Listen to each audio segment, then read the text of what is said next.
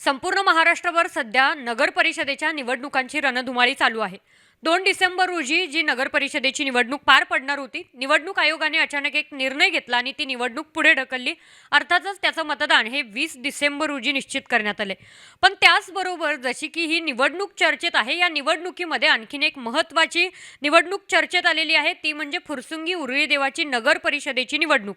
कारण ही पहिल्यांदाच निवडणूक पार पडते आणि या निवडणुकीच्या रिंगणामध्ये नगराध्यक्ष पदासाठी जितके काही उमेदवार उभे आहेत, ते सगळेच उमेदवार अक्षरशः चर्चेत आहेत. कारण प्रत्येक उमेदवार तितक्याच ताकदीचा आहे आणि त्यापैकी एका उमेदवाराची आज आपण चर्चा करणार आहोत आणि तो उमेदवार म्हणजे राष्ट्रवादी काँग्रेस पार्टी अजित पवार गटाचे अधिकृत उमेदवार संतोषदादा सरोदे यांच्याशी आज आपण बातचीत करणार आहोत.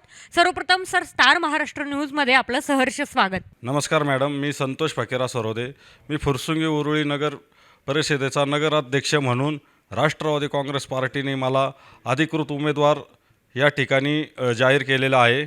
राष्ट्रवादी काँग्रेस पक्षाचे आदरणीय अजितदादा पवार यांनी जो विश्वास ठेवून मला उमेदवारी दिलेली आहे, त्या विश्वासाला पात्र धरून मी या ठिकाणी फुरसुंगीचा सर्वांगीण विकास करण्यास फुरसुंगी उरुळी नगरपालिकेचा सर्वांगीण विकास करण्यासाठी कटिबद्ध आहे. अगदीच सर, तुम्ही अजितदादा पवार गटातर्फे निवडणूक लढवत आहात आणि फुरसुंगी उरुळी देवाची नगर परिषदेची पहिल्यांदा निवडणूक पार पडते आणि तुम्ही नगराध्यक्ष पदासाठी उभे राहिलेले आहेत. त्यामुळे पाठीमागे तुमच्या जबाबदाऱ्या तर असणारच आहेत मोठ्या, पण त्याचसोबत तुमचं एक व्हिजन कायम राहिलं असणार आहे की तुम्ही नगराध्यक्ष म्हणून जर यदाकदाचित निवडून आला येत्या भविष्य काळामध्ये, तर फुरसुंगी उरुळी देवाची या परिसरामध्ये, या नगर परिषदेमध्ये अशा कोणत्या समस्या आहेत किंवा अशी कोणती कामं आहेत जी तुम्ही प्रथम प्राधान्य देऊन ती कामं पूर्ण करून घेणार आहात? या ठिकाणी मॅडम तुम्हाला सांगू इच्छितो, प्रथम तर मी फुरसुंगी ग्रामपंचायत सदस्य म्हणून फुरसुंगीत काम केलेलं आहे.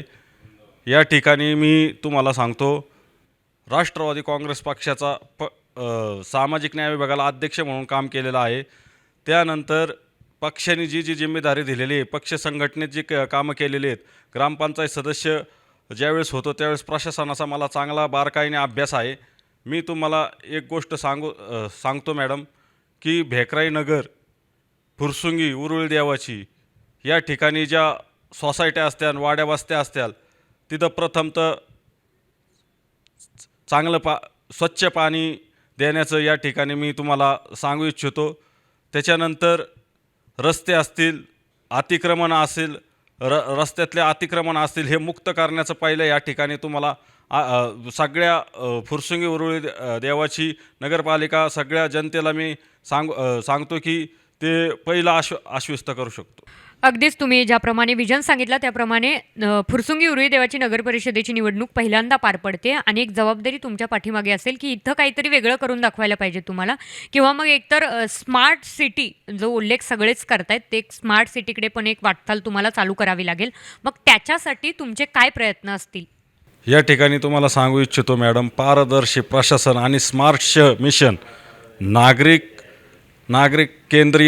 केंद्रित आणि पूर्णपणे पारदर्शक प्रशासनासाठी सर्व शासकीय सेवा पूर्णपणे ऑनलाईन नगर परिषद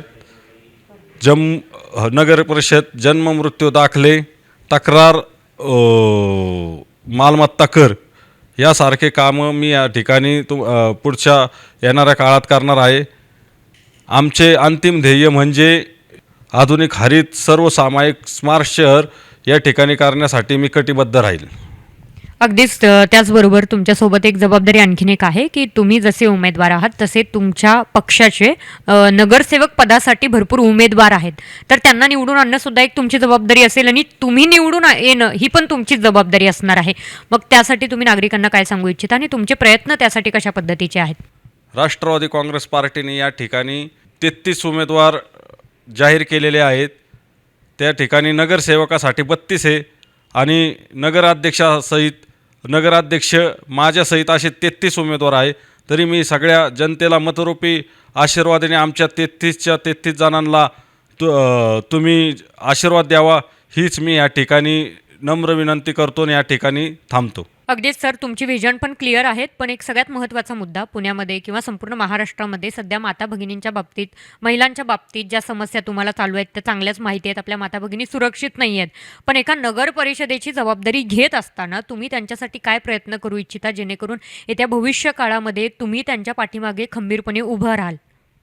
या ठिकाणी मॅडम मी तुम्हाला सांगू इच्छितो, ह्या नगर परिषदेच्या क्षेत्रामध्ये माझ्या माता बहिणींना कुठंही काही कोणत्या गोष्टी चुकीच्या वाटल्यास मी संतोष फकेरा सर्व त्यांचा भावाप्रमाणे त्यांच्या पाठीशी उभं राहण्याचं 100% तुम्हाला आश्वस्त करू शकतो.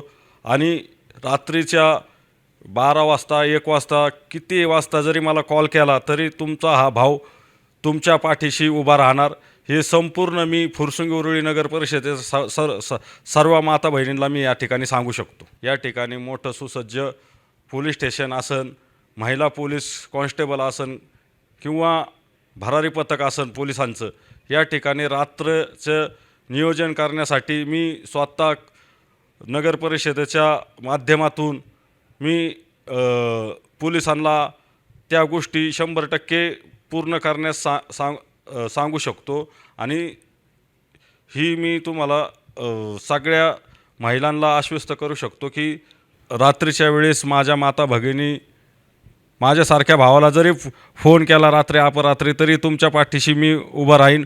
आणि एक शासनाला विनंती, पोलीस शासनाला विनंती करेल की भरारी पथक असन माझ्या माता भगिनींच्या पाठीशी ते 100% उभं करण्याचं मी या ठिकाणी प्रयत्न म्हणजे 100% पूर्ण करेन असं मी सांगू शकतो. अगदीच तुम्ही महिलांच्या बाबतीत तर तुमचं नियोजन क्लिअर सांगितलेलंच आहे, पण त्याचबरोबर तुम्ही व्हिजनवरती पण मगाशी बोललात.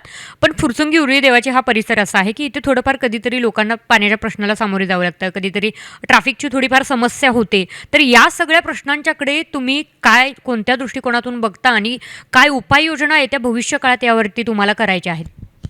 या ठिकाणी मॅडम तुम्हाला सांगू इच्छितो की रस्ते असतील किंवा पाणी असतील, रस्ते रुंदीकरणाचा विषय असेल किंवा रस्ते अतिक्रमण झालेत रस्त्यावरले, ते पहिलं हटवण्याचं माझ्यापुढं सगळ्यात मोठं काम असेल. नामदार अजितदादा पवार हे राज्याचे अर्थमंत्री आहे. अजितदादांनी मला बोलले की अजितदादांच्या माध्यमातून निधी या ठिकाणी फुरसुंगीत आणण्याचं काम मी या ठिकाणी करणार आहे. त्यासाठी निधी कमी पडू देणार नाही असं तर अजितदादा बोलले होते. त्याच्यामुळं मी तुम्हाला सांगू शकतो इथे रस्ते रुंदीकरण असो किंवा रस्त्यातले अतिक्रमण असो किंवा पाणीचा प्रश्न असो, सगळ्यांना या ठिकाणी फुरसुंगी उरुळी आणि भेकराई नगर सोसायट्या असो किंवा वाड्या वस्त्या असू दे, स्वच्छ पाणी देण्याचं काम या ठिकाणी मी एक तरुण उमेदवार म्हणून मी या ठिकाणी नगर अध्यक्षपदाची जबाबदारी या ठिकाणी मला जर संधी मिळाली तर मी 100% लोकांचे हे जे प्रश्न सांगितले मॅडमने विचारलेले हे मी तुम्हाला 100% खात्री करतो की ते सोडवण्याचं अहोरात्र काम मी या ठिकाणी करेल. अगदीच आपण बघितलं की आज आपण संतोष सरोदे यांच्याशी चर्चा केलेली आहे. मग तो पाण्याचा प्रश्न असू दे, रस्त्याचा प्रश्न असू दे किंवा महिलांच्या समस्या असू देत. आता या नगर परिषदेच्या निवडणुकांमध्ये त्यांनी त्यांची व्हिजन ज्याप्रमाणे मांडली त्याप्रमाणे लोक त्यांना संधी देतात का, ते निवडून येतात का, किंवा विरोधी पक्ष मग त्या दृष्टिकोनातून आता कशा तयारी निवडणुकीची करतो हे पाहणं महत्त्वाचं ठरतं. आणि नगराध्यक्ष नेमका कोण होणार याकडे पण आता सगळ्यांचं लक्ष लागून राहिलेलं आहे. प्रत्येक दिवसाची, प्रत्येक घटनेची आणि निवडणुकीच्या प्रत्येक हालचालीची माहिती जाणून घेण्यासाठी पाहत राहा स्टार महाराष्ट्र न्यूज. नवनवीन घडामोडी पाहण्यासाठी स्टार महाराष्ट्र न्यूजला सबस्क्राईब करा आणि ताज्या बातम्यांचे अपडेट मिळवण्यासाठी बेल आयकॉनला प्रेस करा आणि परिपूर्ण बातमीबरोबर रहा, इतरांपेक्षा एक पाऊल पुढे.